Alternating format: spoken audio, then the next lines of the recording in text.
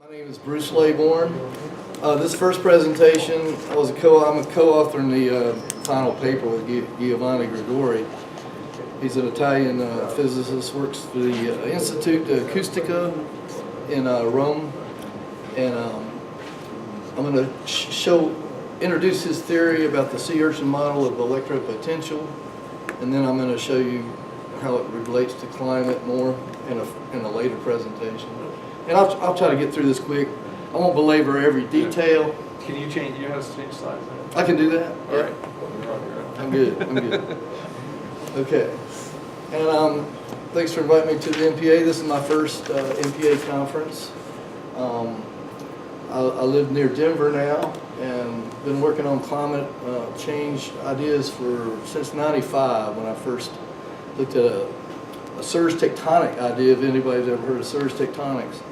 But let me just go through this as quickly as possible. I know we're on a time crunch. So we're going to discuss these 5 items in both presentations. The internal and external way is, I'll explain that in a minute. Endogenous energy generation. This is Giovanni's ideas, and I'm sure there's other people that have similar ideas.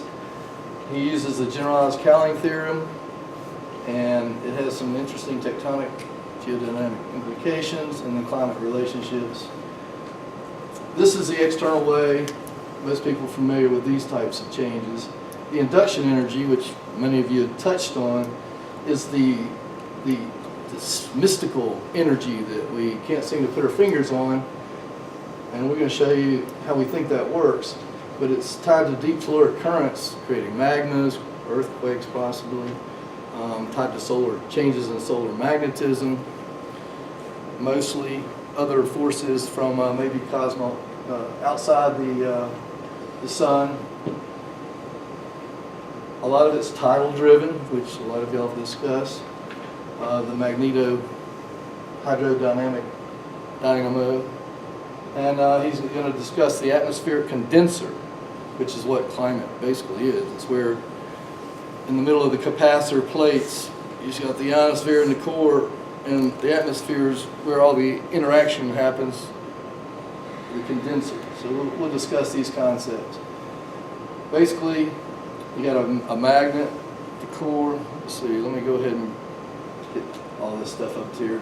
Permanent magnet, a moving coil, which everybody here is familiar with. Inside the Earth, permanent magnet, right here. The moving coil is the core, inducing telluric currents in the magnetic field. All right, so that's just general basics there. And the tidal loading. It creates a stress differentially on your lithosphere, your mantle, and your core.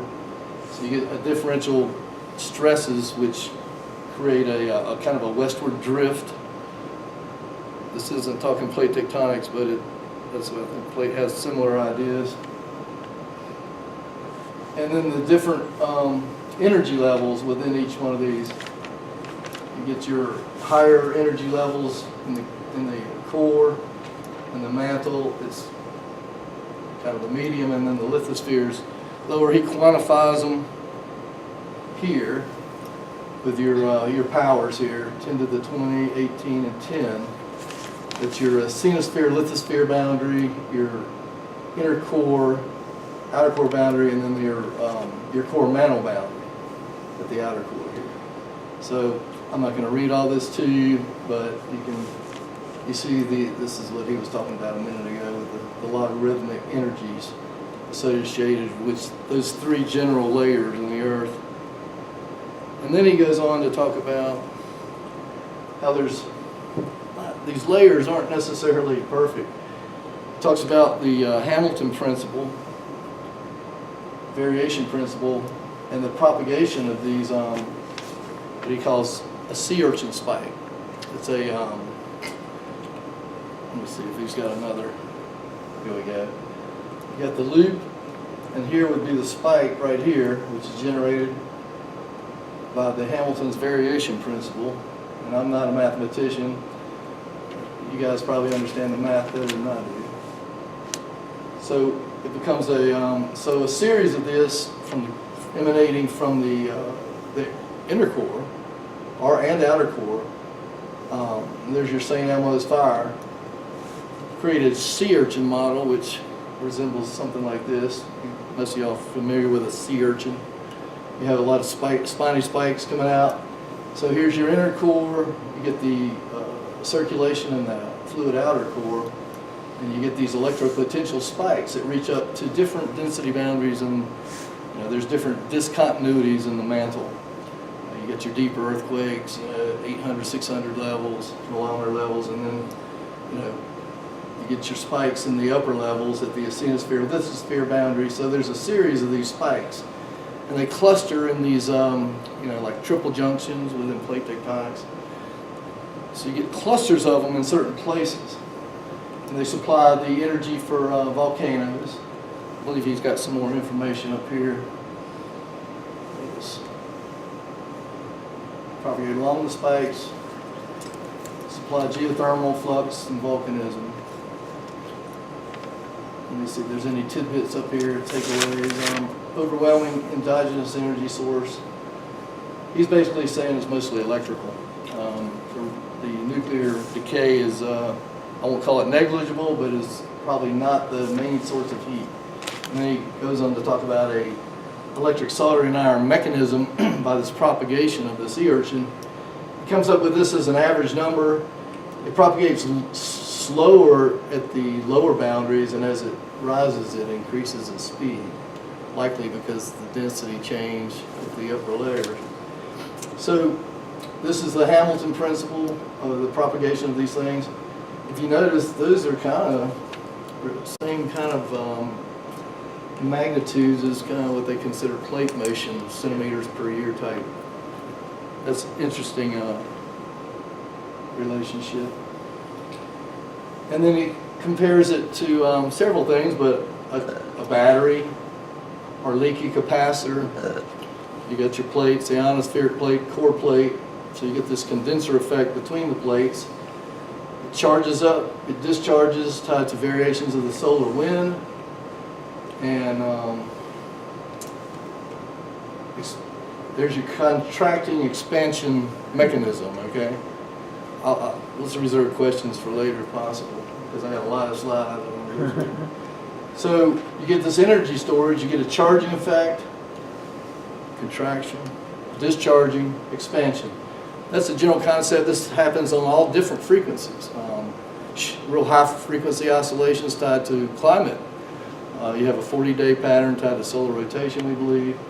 There's the ENSO effect. There's the Pacific decadal oscillation, which is a 30-year trend.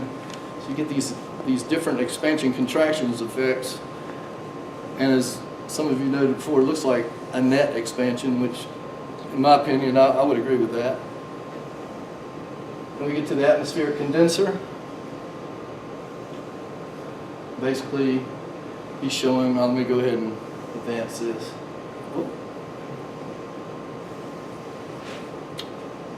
I hit something and just let's see if I can get this back. There we go. I hit the negative button. That did something negative. Okay, so you got your solar wind dynamo, and he's talking that as a current generator, as opposed to your. Oh, I did it again. I have to stop that. Mind of its own. Yeah, I'm just hitting the button below the page down button. There we go. Keep my eye on that a little better. Current generator versus your tidal driven geodynamo. The tidal effect is talking about a voltage generator. So you got voltage and current. And then he has this little cartoon. It's kind of humorous. The moon here is turning the winds in between the magnet. So it's like the lunar effect. You got that 9.1, 9.5 year effect of the related to global temperatures. And then you got your solar winds effects, which are up in here. So there's your currents and your voltages. So this is the mechanism, and he goes into a little bit more detail here about the same thing. Shows it can be positive or negative. Currents coming in or out of the ground. And then the same thing from here. So you're charging and discharging from the core. So it's a two-way street, this power. And it's really tied to the variation in the solar wind. And then he talks about the atmospheric condenser, your ionosphere with your positive charges mostly, and there's your amper or hoop or your sea urchin spike and your relationships. He gets a lot of detail here. I'm going to try not to read all this, but you can see he's talking about steps of ionous charge, and it gets thicker. The GPS data is showing this. The total electron content data show these. This variation in thickness are actually pretty quick. There's your sea urchin structure I just mentioned. Strikes and strokes, goes up and down. And then it ties into these terrestrial gamma flashes, elves and sprites. We'll show that in a second. So he's stating that the key to the problem is therefore the coupling between the positive charge in the ionosphere and the spikes of the sea urchin. That's the part we need to figure out. So it's local. It's tied to real structure in the Earth and real structure in the ionosphere. So that's the key, is understanding the structure and how they're interrelated. And then he goes, okay, this is basic electrical theory here, classical stuff. I'm not going to read this, but y'all can read it if you like. But there you go, dependence investigated on geometry, which is just what I was talking about, between the electrodes and where they're positioned on the planet, which I'm going to get into in my presentation. And then you have different kinds of effects: sparks, lightning, glows, luminous phenomena tied to earthquakes, earthquake lights, stuff like that. But all these effects are just different manifestations of this type of energy, but the energy is, the source is the same. Arc effect. So he's looking at the physical conditions where these ignition voltages. So this is just kind of a summary. And then how it's tied to the Earth itself. All right, so different spatial scales, the size of the sea urchin spikes are, they're tied to clusters and chains of sea urchin spikes, like the super swells, large igneous provinces. These are different scales, larger scales, mid-ocean ridges, nice long structures, changes in circulation. Now this is where it starts to transition down into, okay, the energy changes from electromagnetic to heat somewhere at one point, the Joule heating. So you're getting hydrothermal venting.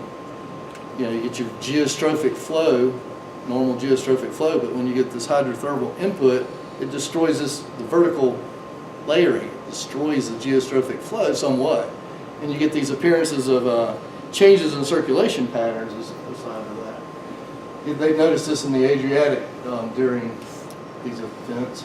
Volcanoes with the double eye, you get the double magnetic signature. And then these lightning is a real tiny scale effect. And then this corona phenomena, which I'm going to show you. I think he's got an example of that. Okay, here we go. These are, I should have kept going here. But this talks about some strange manifestations during 2003, this heating effect in Europe, hurricanes recently with the 2005 Katrina, etc. This is the western drift of the magnetic fields associated with that. Wildfire outbreaks are related in some cases, can be, during coronal mass ejections. This is what he's talking about, the Adriatic conversion circulation, double eye pattern. Yeah, I should have gone ahead and put through these. Okay. So there's your double eye pattern in the volcano. You guys can see that. And there's your St. Elmo fire. I think he's got, yeah, corona effect, St. Elmo fire. So all of these effects are tied to the same concepts. They're just different scales. And then it gets into the Cowling theorem. I'm not a mathematician, but I'm going to go through some math, so bear with me. It shows the history first, and I'm not going to go through all this, but this is kind of how it rolls out. Here's where he started publishing about this. This was a related idea. And then the takeaway is that he's using a generalized Cowling theorem that he casually discovered back in 2002. And with this idea, he goes on to explain, and I noticed in Bill Lucas's presentation a similar effect about this toroidal-poloidal relationships, unstable, stable. This is what he's talking about with the Cowling theorem. So this is your stable configuration between your magnetic field and your currents, unstable. And he goes on to explain that a bit. One poloidal B, toroidal E. I'm not sure where the E's coming in. I think that's a J. But anyway, I'm going to go through this rather quickly. If you got more questions about this, we can talk later. But Giovanni's the one that really has got the math.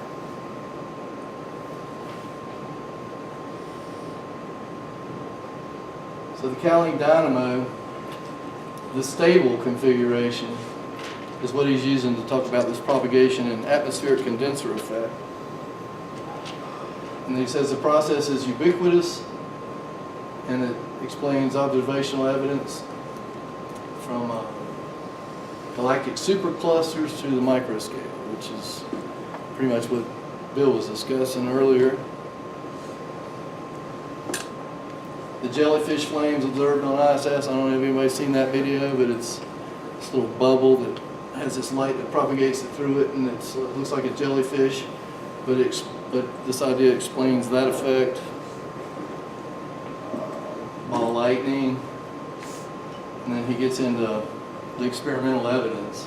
And basically from a drop of water that's placed right on this electrode, they evaporate it. It creates these luminous discharges. Ball lightning, I'll show you a couple examples like this. So that's one drop of water, very hot in the middle, almost cold on the outside. Let's see, discharge, generated by an underwater discharge. So this could be happening in our ocean basins. It could be happening in the lithosphere where you've got groundwater. Can you expand the picture once more? Can I expand it? What are we seeing there? This is a lab-generated ball lightning or luminous glow discharge from a drop of water. And well, you have to go back to this. That's the experimental setup that they did this with. I can't really explain it that well. I mean, without spending a lot of time. Will that be available on the site? Sure, yeah. I want to look at that. Thank you. There'll be we're doing some follow-on papers after the conference. I think they're going to be published in the post-proceedings, Yeah. or the proceedings, however you say that. So yeah, I just want to show you some of the effects though. Blazing ball plasma. So these are real experiments that, and from a drop of water. This is just a drop of water on the electrode. They're generating these glows, demonstrating the generalized Cowling effect. And this is what they're talking about, the temperatures. 1,000 degrees in the interior, almost cold at the surface. And then sparks, Tesla looking stuff here. Dendritic patterns coming out instead of going in. So you get this like large scale coronal effect versus the small St. Elmo's fire type. But that's just a matter of scale. It's the same principle. Domino effect. It's like each atom is like adding to the effect for each molecule. And that's what he's showing here. You get your original ionization from some ion, and then your water molecules line up, and then they propagate the energy along the chain. And he's got a few other electric dipoles. That's what he's showing here.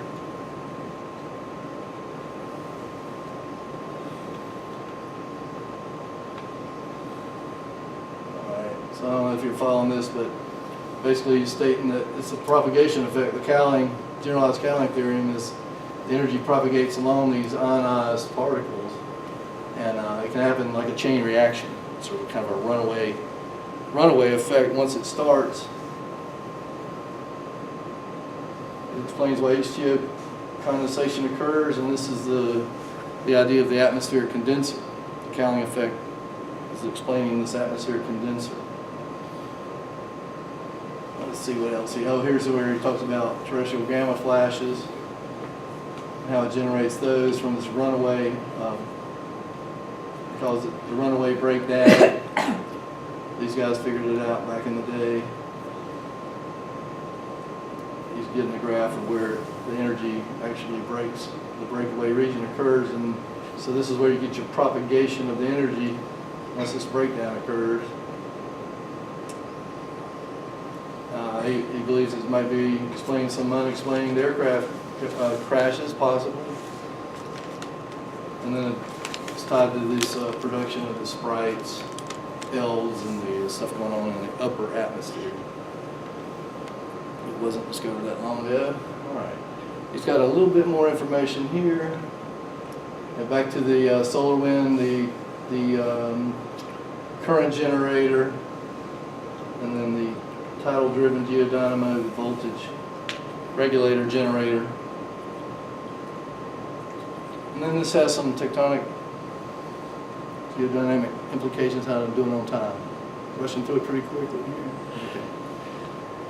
So the implications, now he has a little different idea. He's a big fan of Occam's razor. He likes that concept. So this is the very simplest concept. I think it kind of ignores the Coriolis effect a bit, but we're going to show the implications. The heating of the mantle, what he calls a super swell, which you're familiar, like the East Pacific rise would be a super swell. Your spikes here in the sea urchin creating the heat for the super swell electrically. In other words, and then he's saying this is not a plate tectonic concept. You don't need plate tectonics. This doesn't explain plate tectonics. But he's saying that two super swells, then the mantle, you get gravity sliding towards the orogeny. To me, what's wrong with this picture is that this should be way up here. If you're looking at the examples I'm going to show you, he shows some, furthest wrinkles. A lot of planets had this. Okay.